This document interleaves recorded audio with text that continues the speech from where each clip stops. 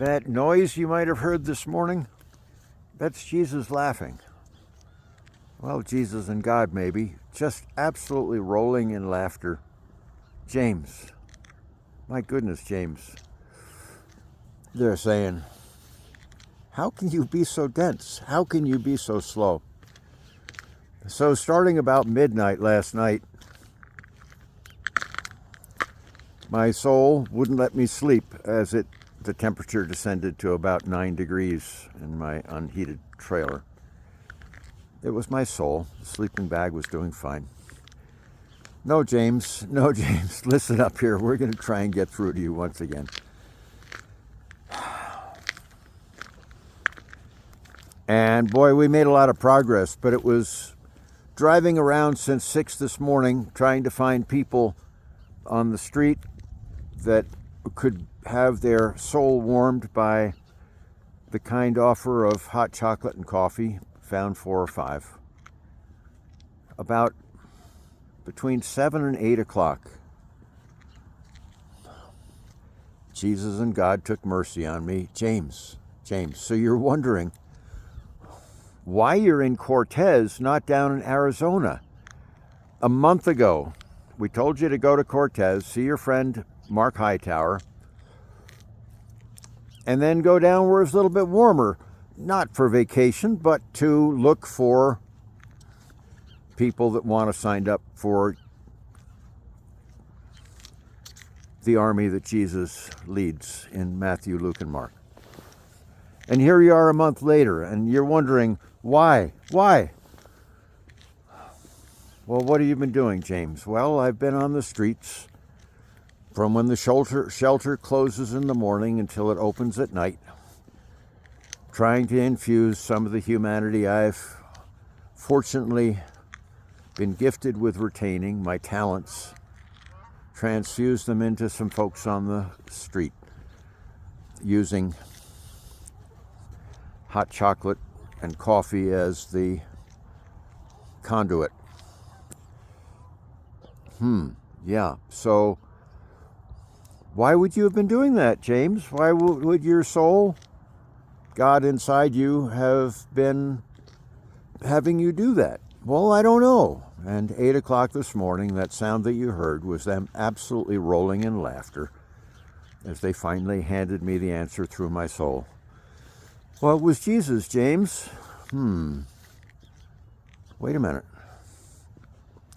He was an outreach worker devoted to the outcasts, the people on the streets, the people that had been thrown out of religious and secular society, the refuse. And what was he doing, James? Well, he was providing physical healing, miracles. Well, maybe. Even if that's true, James, why would he have been doing that? He said, the spirit is life, the flesh means nothing.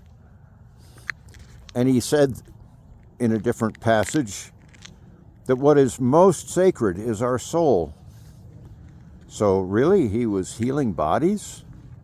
No, James, no. Your hook is hot chocolate and coffee to show people that you see them as human beings, reminding them that they're human beings, children of God, made in God's image.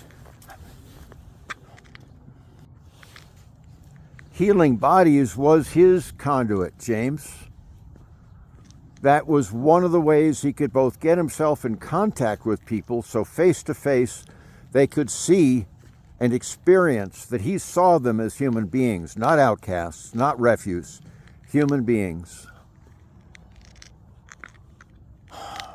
And secondarily, with his healing, that is, the application of his skills and his talents, he again could show them that he saw them as human beings.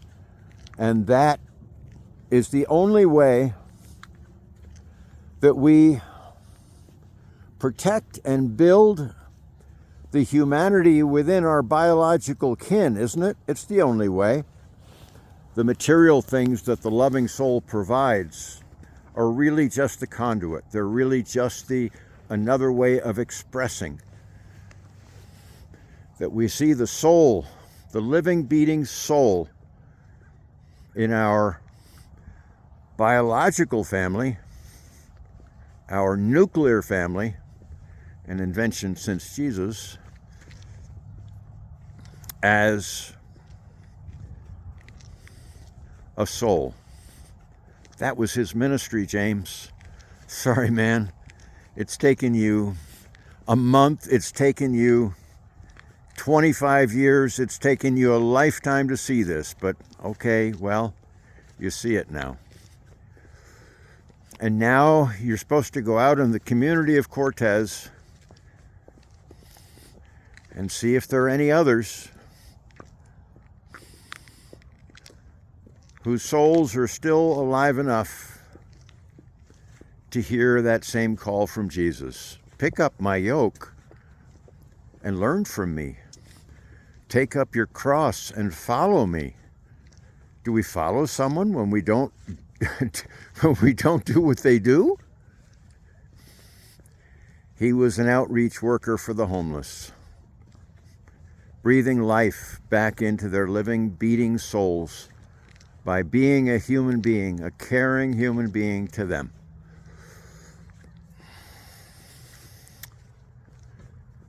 I'm called to take this message to every church in town that I can. And I told my soul, they're not going to listen, man. It's not going to happen. They didn't listen to Jesus. They're certainly not going to listen to me.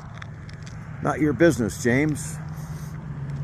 Don't you remember the scripture when Jesus was asked when the time would come? He said, neither the angels nor the Son of Man knows, only God knows. Mind your own business, James. Try. Yes, you probably fail. Try. Take your message to every church. Well, I've reached out to the pastors online, I said. Yeah, and how many responded, James? None. Well, one. Well, go to the churches, one each Sunday, James, and if you have the opportunity, share the message. See what happens. Well, what if no one emerges? A few people have emerged, aren't they, James? Well, they're not in churches. Well, that's true. Lance, who travels around the city sometimes looking out for our homeless kin. Donna, who dumpster dives and cleans sleeping bags that she finds and redistributes them and takes them to the homeless when she can. Marcia, of course, who knows the name. She knows everyone on the streets as family when they come to get her meals. And yeah, that's only three, but James, maybe there are others that just need to hear the message. They're running me out of town, I said. The nonprofits don't want me here. The churches probably don't want me here. Not your business, James. Go try. Okay.